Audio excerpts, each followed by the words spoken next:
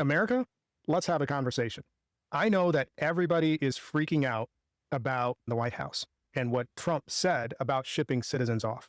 There should be a certain amount of fear that everybody has about that. But let's take a step back and really understand what we're dealing with and ask the question, should we really be worried? Think about this. Who are we afraid of?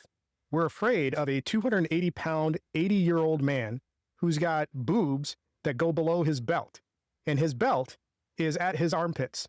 This is who we're afraid of. We're afraid of a guy who his own dad didn't want him as his first choice to run the business. His older brother was tapped to run the business, and his older brother said no. This is a guy whose mom thought he was a complete moron.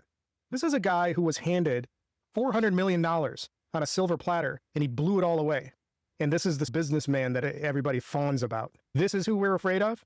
Let's consider what we're dealing with. This is a guy that throughout his entire life, no woman has spent time with him unless there was a paycheck involved.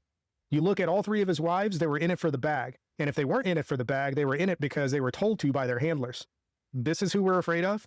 This is a guy that has been under the thumb of a tin pot dictator in Russia for the better part of 40 years.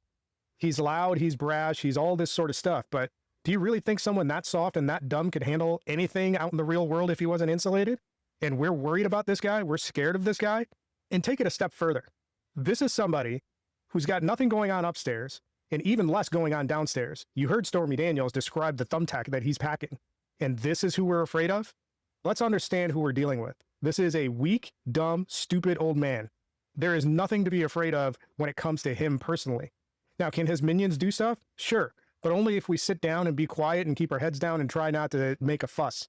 And that is the exact moment where we need to be louder, stronger, madder, and fiercer than we've ever been. I can understand everybody being at least a little bit scared. That makes sense. That's normal. But to be scared into a position of silence because an 80-year-old dude who craps in a diaper can't string two sentences together and has a dead squirrel on his head, that's ridiculous. He's got nothing upstairs. He's got nothing downstairs. He can't handle a punch from an 8-year-old. Understand who we're dealing with, and let's not be afraid.